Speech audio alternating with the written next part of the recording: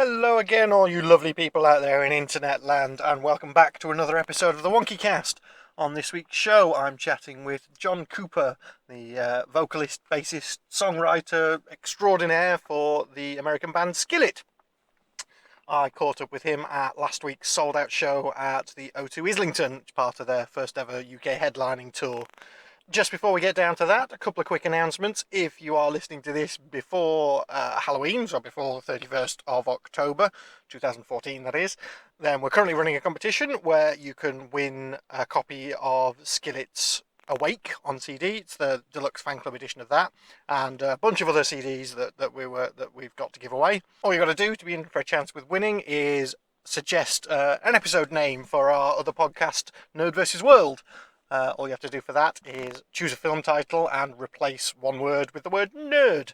For an idea of what film titles we've already used, check out the Nerd vs. World section on the website. It's got a listing of them all there. I'll post a link to all the rules and regulations on how to enter the competition, etc. in the show notes. Also, this weekend we will be kicking around at the MCM Expo in London, the London Comic Con. So if you're around and about there, we'll be around taking pictures, doing interviews, that kind of thing. So by all means, pop up and say hi. But before that, here is my interview with John Cooper. Enjoy.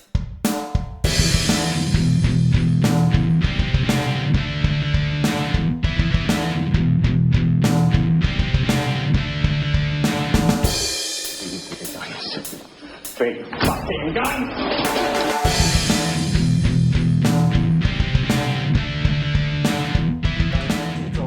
Thanks for taking the time out to chat. Sure. I notice you're kind of no stranger to the kind of podcast thing yourselves. You release your video podcasts. Yes. As well. I mean, what kind of gave you the idea to start doing those? You mean how we release these? Like we release every month a little Skillet? Yeah. You know, Skillet has always been pretty good at social media, social networking, and I think it came because Skillet was a band that never had any radio hits, for years and years, and we, for some reason, we had a very loyal, hardcore fan base. Not very big, but they were loyal, by God. And we always thought, well, there's got to be other avenues to do it, and we've got a great relationship with our fans, and I suddenly realized, I think we do a lot more on the internet than a lot of bands do. I wasn't really aware of that, and we just started doing more and more, and at some point somebody said, what we should do? We should just put some of these videos online. People would love this stuff, and they get to know us, and we just started doing it for fun, and it became quite popular, and so I think during that era, we had a record out called Comatose. This was in 2006, and that record is almost a platinum record in America. It's about 50,000 records away from 1 million units, and we didn't have a single radio hit on the album, and I think it was just word of mouth, and it was, at the time, MySpace. MySpace was really big. I remember MySpace. And I'm telling you, man, I think we sold 500,000 records because of MySpace kids that put us on there, and their friends, I've never heard this band, So I think that was kind of cool. In America, there were other bands that followed that path.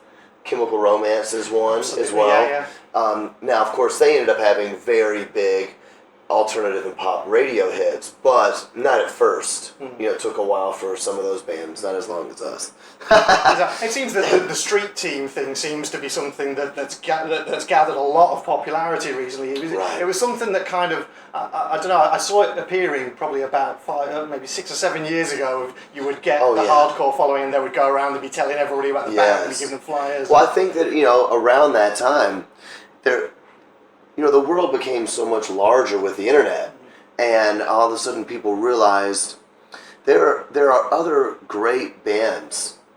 They just might not belong on radio. They might not be what radio wants to play, but there are, one of my favorite bands of all time, King's X. You know King's X? Yeah, I've heard of those, yeah. I mean, that's a good example. My second favorite band of all time, and they play for about 75 people every show, and it's crazy.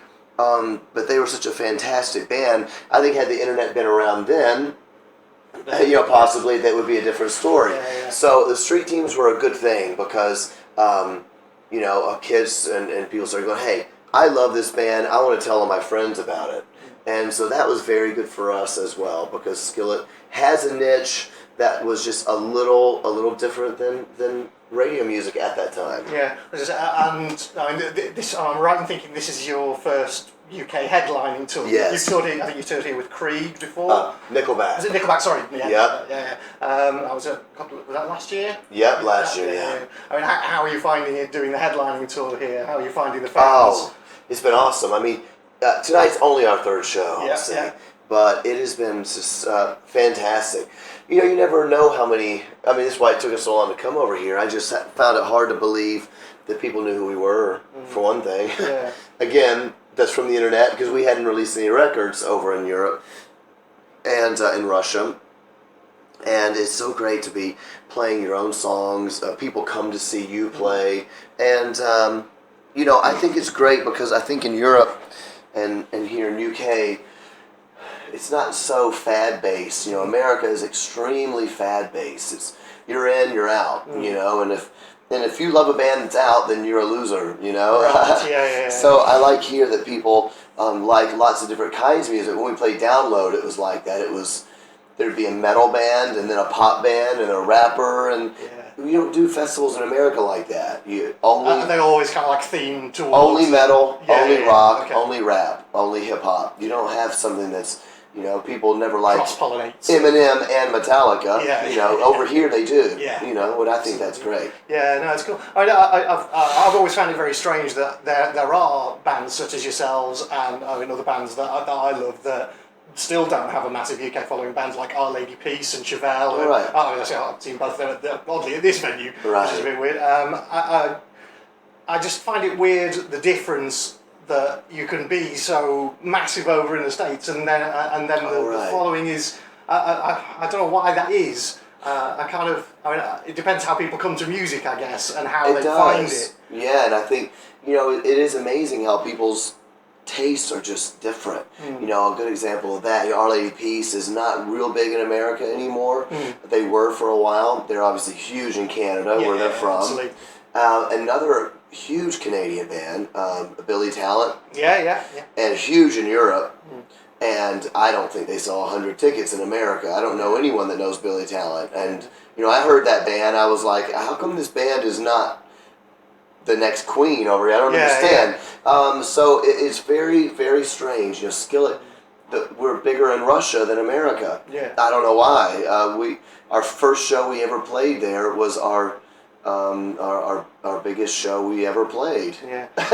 I was speaking of the tour. You guys have a pretty punishing tour schedule. We really do. Yes. Just ask my wife. She'll come in here and smack me. I was going to say, and you tend to. You've got 2 kids as well. Yeah. Do you take them on tour with you? They're here. Yeah, they're here in Europe for their 3rd time now. Right. Okay. And how's that with them being on the road? I have a daughter. I've got an 11-year-old daughter, and yeah. I try to include her as much in all the kind of things that I do.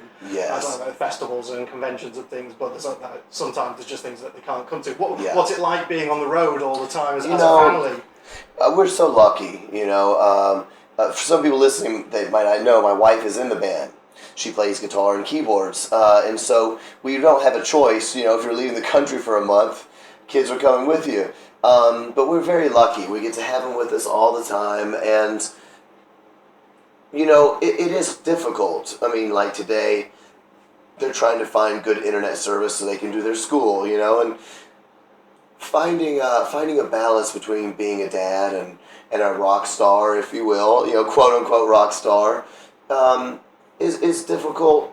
I think being a dad and working, you always want to put your family before your job, but you sometimes can't do that. Yeah. So, it is difficult, but we're very lucky. We get to have the kids with us, and we do have a grueling work schedule. But again, I think we got used to that in our first 8 years. Yeah. Because it's the only way we made any income. Nobody was buying our records. Sure. And so now, the last 2 years, we said our biggest goal for the next 2 years, this was about 2 years ago, was to break in Europe. Yeah. To really put some money into it, put some time into it, and we knew it was going to make it difficult because, frankly, we lose money here, and we had to go back to America and make up that money. and the idea is that one day we'll be big enough here that we'll break even, and we're getting closer to that now. Well, yeah, I would say my daughter's taekwondo class last year at primary school, they did a demo and they used Hero as their background music for one of them, and that was nothing to do with me at all. It was come from someone completely different. So that's very cool, man. More people are listening to it. Yeah, they were doing. It was like kind of two muggers come up and then the kids all kind of do their taekwondo. Right. Yeah, That's so cool. I love it, man. It is great. I think we're getting close to that, and it's been worth it. And it's great because there are so many fans over here. I just didn't know, So it's been a great time, but it causes us to have to tour before and after we come to Europe. Yeah, sure. But we're lucky. We get to all be together. Yeah, I mean, do you kind of when it gets to the end of the touring schedule, you just collapse? It must be difficult to kind of maintain that level of energy that's required. We've been doing it for so long. I mean, I guess the answer, yes, it is, but it's what we do, So I don't think about it much anymore because we've been doing it for so long. And the truth is, I love performing. Yeah. That is my favorite part of my job.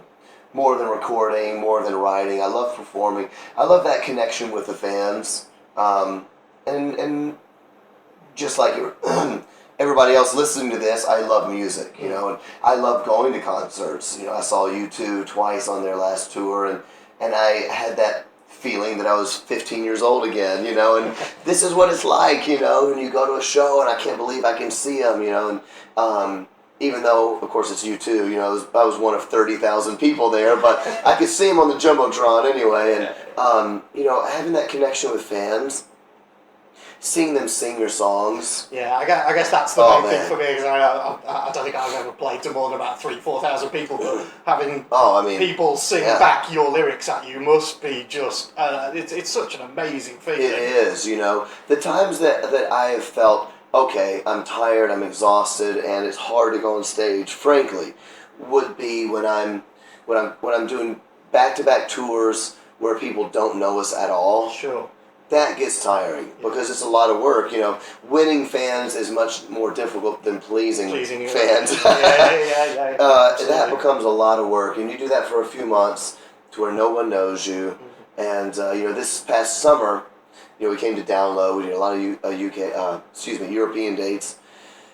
Download was awesome. We had a handful of amazing shows, and then we had a handful of we played at 1 o'clock in the afternoon for 100 people. No one knew us, and I was like, oof, I'm getting too old to be starting over again. It must be really difficult going from a massive arena full of people who know you, and then going to somewhere where you're playing to a grand. That's right, 3 kids at the front, Tonight's not a massive show, but it's great. And I love doing club dates. People packed in, having a great time singing the songs. That's all I really need to have a good time, and enjoy it. So I'm looking forward to tonight. Awesome. I mean, what sort of stuff do you guys get up to? Obviously you've got a lot of time traveling. Do you spend a lot of that writing, or? We do write on the road. We travel a lot, and again with the kids. That's when I get to hang out with the kids the most. Yeah, I can see that from the kind of podcast. You've got the kind of water balloon fights and sorts of stuff like that going on. Yeah, stuff that that's normal life stuff. We do see things, especially when we're in Europe, because you may never have a chance again to see the Eiffel Tower or something. So we do those trips. But when we're traveling, we have time off. I just like hanging out with the kids. Like today, had a couple of hours and. I did walk around the city by myself, but I thought there's too many people out to take the kids, so we hung out in here and played video games and just normal life stuff. Sure. I really love, And but the band on the road, we do normal things. We watch movies. I love to read. I love to exercise. My wife and I exercise a lot, and sometimes it's just good to do things that feel routine, so you don't feel that you're constantly waking up in a brand new. It's like an X-Files episode. Where am I? Wait for the kind of white stuff, the white thing to That's right. tell you where you are today. Oh my gosh, Exactly. Cool. All right, dude. Well, I think we'll wrap it up there. Thank you very much for your time, sir. It's been really great cool to talk to you. Thank you for coming down. No worries at all, man. And good luck tonight. I'm looking forward to the show. Yeah, thank you. It'll be fun.